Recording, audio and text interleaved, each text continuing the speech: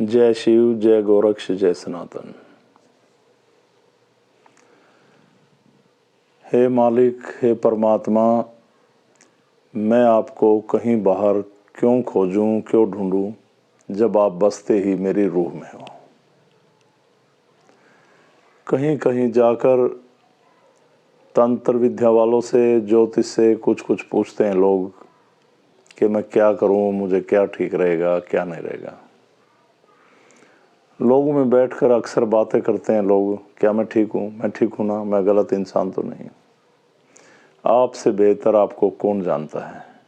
मैं ये काम करने जा रहा हूँ, ये ठीक रहेगा, मेरे घर में ये विवाद हो गया, कैसे सुलझाऊं। अपने जीवन के रिश्तों को लेकर परेशान, सगे संबंधियों को लेकर परेशान, अपने जीवन के काम को लेकर परेशान। दिन में आपने क्या गलतियां कर दी, क्या आप सोच रहे थे और क्या हो गया, उन बातों को लेकर परेशान।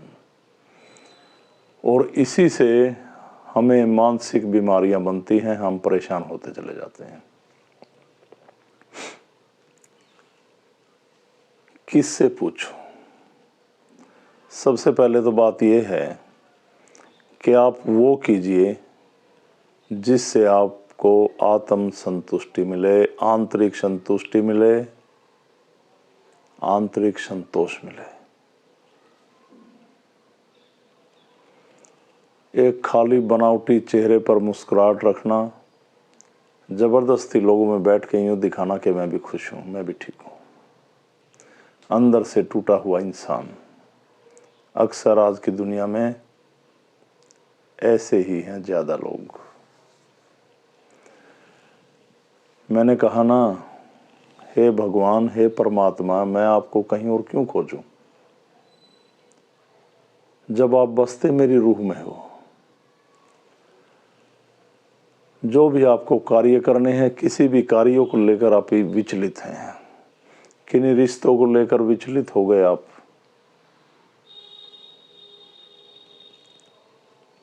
ये समाज की ऐसी बनाई गई परंपराएं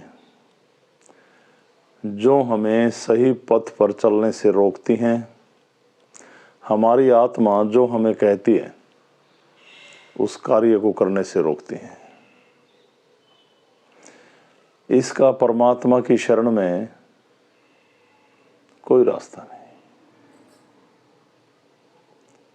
समाज लोगों ने बनाया, समाज अच्छी बात है, पर समाज केवल ये देखता है कि लोग क्या कहेंगे, लोग क्या सोचेंगे, लोग आप ये करने जा रहे हैं इसका क्या रिजल्ट होगा। पर अंदर से टूटे रहते हैं लोग, अंदर से कहीं ना कहीं ये जरूर सोचते हैं, कहते हैं कि मैंने ये गलत किया।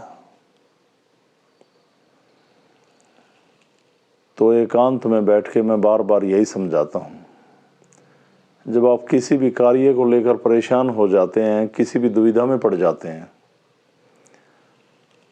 तो अपने अंदर के भगवान को जगाइए। अपने अंदर से आपकी आत्मा क्या आवाज़।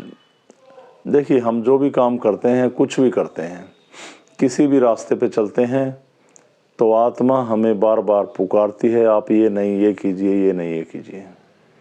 पर हम आत्मा की ना मान के इस मन को दौड़ाते हैं, इस दिमाग को दौड़ाते हैं, और बाहर की दुनिया में क्या हो रहा है, ये लोग क्या कर रहे हैं, उसमें गुम हो जाते हैं। पर वो जो परमात्मा अंदर से चीख चीख कर आपको ये करा, ये कर दो, ये ठीक है, आप उसके नहीं मानते और आपकी आत्मा क्षीण होती चली जाती है। तो आपको जो आंतरिक संतुष्टि दे, आपको जो आंतरिक शांति दे, वो कार्य कीजिए। आप इस बेकार की परंपराओं, बेकार की ऐसी मर्यादाएं जो समाज ने हमें गले में बांध दी। एक इंसान मरता चला जा रहा है पर समाज कह रहा है ये बेकार है, इसका भला करने का कोई फायदा नहीं। एक मैंने जैसे बार बार कहते हैं, ऐसे पशु पक्षी जानवर इस धरा के ऊपर कितने तरह के इंसान हैं, कितने तरह के मनुष्य है, लोग हैं। ये कोई सफाई का काम कर रहा है, कोई गंदगी ढो रहा है, कोई लोगों को किसी तरह से कुछ कह रहा है, कोई कैसे अनुष्ठान कर रहा है, कोई अपनी दुकानदारी चला रहा है, कोई एक सत्य के मार्ग पर चलते हुए लोगों को एक रास्ता दे रहा कि आप ऐसे चलिए। एक आदमी आपके गले में घंटियां बांध रहा, आपको नग पहरा रहा है और कह रहा है इससे आपका जीवन संवरेगा, यूं कीजिए।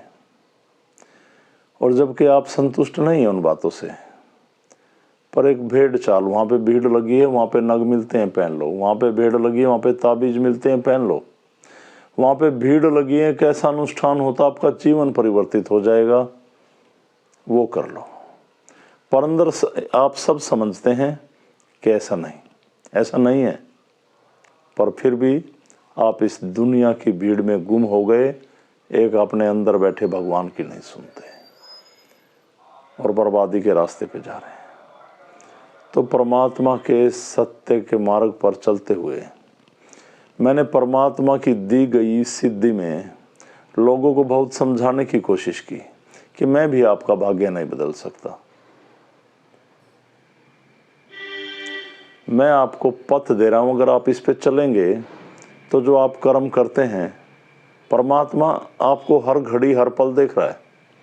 और एक अंदर उसने आपके कैमरा लगा दिया, एक दूरबीन लगा दी, आप जहाँ जहाँ चलते हैं इस आत्मा के रूप में आपके अंदर विराजमान है। आपके सारे कर्म, आप क्या सोचते हैं, किसी के भले का सोचते हैं, बुरे का सोचते हैं, ये आप अपने लिए ही जीते हैं। आपने दिन में कितने कार्य अच्छे किए, कितने बुरे किए, ये अंदर बैठा सब नोट कर रहा है। इस बात को याद रखना आप। तो सत्कर्म करें, सही रास्ते पे चलें। तो मैं भी, जैसे मैंने कहा कि ये नहीं कहता कि मैं आपके जीवन को सुधार दूंगा, पर हाँ, जब आप सिद्धि से जुड़कर चलते हैं और पूरे गहराइयों से चिंतन करते हैं तो आभास होता है आपको कि परमात्मा है। और किन्हीं भी बीमारियों से ग्रस्त लोग जब आते हैं, वो ध्यान करते हैं, उनकी बॉडी में वाइब्रेशन होती है, जहाँ भी परेशानियाँ होती हैं उनको फीलिंग होती है कि भगवान कुछ कर रहा है, हमारे दुख हर रहा है। जबकि कोई ताबीज नहीं, कोई जल नहीं पिलाया आपको, कोई भजन ऐसे कोई छींटा नहीं लगाया, और कोई भी ऐसी बात आपके आगे नहीं कही गई कि आपके दिमाग को हम खींच लें, कोई ऐसी सम्मोहन शक्ति नहीं छोड़ते। केवल उस परमात्मा की कृपा है इस सिद्धि में। इसमें जुड़ें, ध्यान लगाएं, आत्म संतुष्टि पाएं। और देखो, भगवान ने इंसान को इस पूरे प्राणी जगत के लिए पैदा किया कि आप एक दूसरे का सहारा बने, एक दूसरे के भले में जाएं और करें। तो इंसान ही इंसान का सहारा है, बल्कि इंसान पूरे वनस्पति जगत, जीव जंतु, पशु पक्षी, पखेरु जितने भी हैं, इन सब का पालन पोषण करने के लिए भगवान ने इंसान को उतारा। और इंसान अपनी इच्छाओं की पूर्ति में ही इस प्रकृति को उजाड़ रहा, जीव जंतुओं को मार के खा रहा। तो थोड़ा चिंतन करें और आत्म संतुष्टि जो मिले उस काम को करें। तो एक बार किसी ने मुझसे सवाल किया था, गुरुजी हमें ये कैसे पता चले कि हमारे कार्य से भगवान खुश हैं?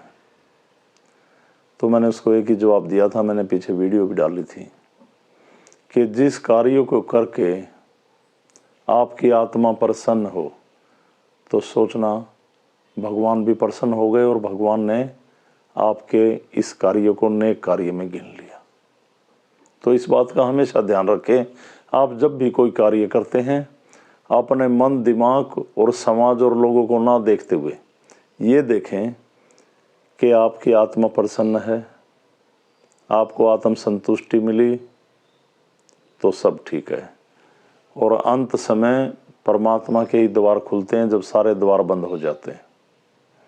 आप जिनके लिए महल, किले, ये भवन बना रहे हैं, उन्हीं ने जिस शरीर को आप प्यार करते हो, इस शरीर में अग्नि देनी है, इस बात का ध्यान रखना। और जब शरीर छोड़ के आप आत्मा रूप में उस परमात्मा के द्वार पे जाओगे तो आपको यही कमाई आएगी कि आपने जो भी किया आत्म शक्ति से किया, आत्म सम्मान के साथ जिए, लोगों का भला किया, किसी की ज़िंदगी में एक दिया रोशन किया। यही देखते हुए भगवान अपने द्वार खोल के रखता है और आपको मुक्ति और मोक्ष का रास्ता मिलता है। और वरना भगवान भी ये कहता है, बोल तेरी रजा क्या है, जो आप चाहे वो कर दो।